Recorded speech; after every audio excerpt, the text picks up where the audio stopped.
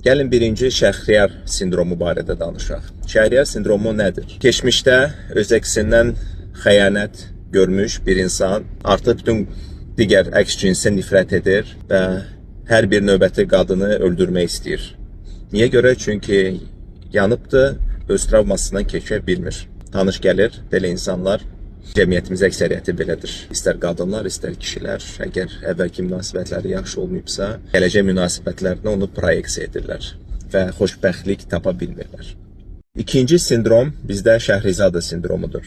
Bu sindrom klassik xilaskar sindromudur və ikinci göstərici oradadır ki, mən onu dəyişə bilərəm sindromudur.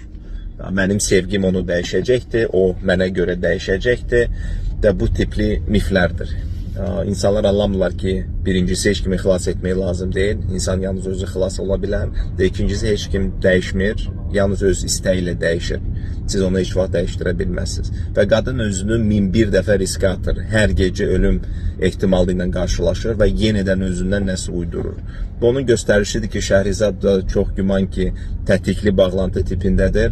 Şəhrizadə dəyərini bilmir və Şəhrizadə çox güman ki, öz sərhədlərini bilmir. Ona görə bu zibilin içinə özünü salıbdır. Və nəhayət gəlirik üçüncü sindroma. Üçüncü sindrom Şəhriyarın eks-arvadı sindromudur. Ya da ki 40+ axmaqlaşan qadın sindromu. Ester Peler bunu belə adlandırır. 40 yaş ətrafında qadınların ikinci ergənlik periodu gəlir və başlarında nəsə baş verir. Elə bir ki, Ester Peler buna çox yaxşı deyir. Saatlı bomba. Və o saatlı bomba işə düşür.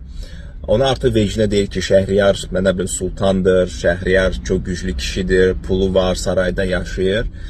Onun beyninə eşq macəraları yaşamaq düşür və bu eşq macəralarını kimlə yaşayır? Hansı bir qulla yaşayır.